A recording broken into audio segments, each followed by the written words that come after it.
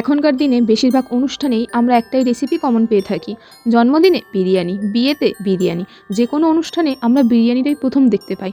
বাঙালিদের মধ্যে তো ৮০% মানুষই বিরিয়ানিটা পছন্দ করে। আরও যারা এখনকার জেনারেশনের তাদের কাছে তো বিরিয়ানি ছাড়া কোনো অপশানই নেই। চলুন আজকে শেয়ার করব রেস্টুরেন্টের মতো মাটন বিরিয়ানি। আমি আজকে ইন্ডিয়া গেট বাসমতি রাইসটা মাটন বিরিয়ানির জন্য এখানে ইউজ করছি। তো প্রথমেই প্রেসার কুকারের মধ্যে মাটন, আদা বাটা, রসুন বাটা, পেঁয়াজ কুচি, হলুদ, লঙ্কা গুঁড়ো, লবণ এবং সর্ষের তেল দিয়ে মাটনটা ভালো করে সেদ্ধ করে নেব। এইভাবে সেদ্ধ করলে মাটনের যে গন্ধটা সেটা থাকে না। আর তার সাথে এদিকে আমি আলুগুলো ভেজে নিয়েছি, বেরেস্তা বানিয়ে নিয়েছি পেঁয়াজের। আর আমাদের বাসমতি রাইসটা আমি 80% করে রেখেছি। তো এবার কড়াইয়ের মধ্যে কোচানো পেঁয়াজ দিয়ে দিলাম, দিয়ে একে একে সব মশলাগুলো দিয়ে দেবো। তো মশলাগুলো প্রথমে আমি এখানে দেখিয়ে দিচ্ছি কী আছে। আদা রসুনের পেস্ট আছে, যেটা আমি এখন দিয়ে দিলাম। দিয়ে ভালো করে মশলাটা কষাবো। রসুনের গন্ধটা একটু কেটে গেলে তারপরে একে একে অন্য মশলাগুলো দিয়ে দেবো লবণ স্বাদ মতো। তারপরে আমরা দিয়ে দিলাম কেওড়া জল, গোলাপ জল। তারপরে দিয়ে দেবো আমরা বিরিয়ানি মশলা, দিয়ে ভালো করে মশলাটা কষাতে থাকবো। এবার যে মাংসটা সিদ্ধ হয়ে গেছে সেই মাংসটা কড়াইয়ের মধ্যে দিয়ে দেবো, দিয়ে আবারও ভালো করে এবার মাংসের সাথে মশলাটা কষাতে থাকবো।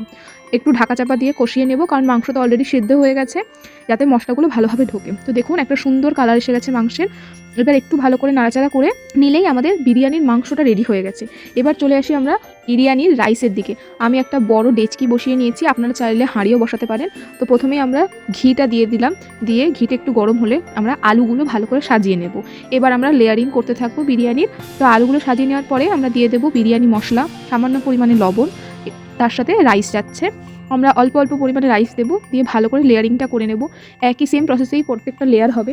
এর ওপর দিয়ে দিলাম বিরিয়ানি মশলা, তারপরে কিছুটা মাংস দিয়ে দিলাম লেয়ার করে, দিয়ে আবারও আমরা রাইস দিলাম। তো এইভাবেই পুরো প্রসেসটা কন্টিনিউ হতে থাকবে। যখন বিরিয়ানির লেয়ারটা করবেন তখন কিন্তু গ্যাসের আঁচ বন্ধ করে রাখবেন। পরে সবটা কমপ্লিট হয়ে গেলে গ্যাসের আঁচটা লো ফ্লেমে রেখে দিতে হবে। পেরেছি যতটা সম্ভব সহজভাবে বিরিয়ানিটা রেডি করে আপনাদের দেখানোর, কিন্তু খেতে পুরো রেস্টুরেন্টের মতোই হয়েছে। আপনারা বানিয়ে খেয়ে দেখবেন, আশা করি সবার ভালো লাগবে। থ্যাংক ইউ ভিডিও দেখার জন্য। সাবস্ক্রাইব, লাইক ও শেয়ার করে পাশে থাকবেন।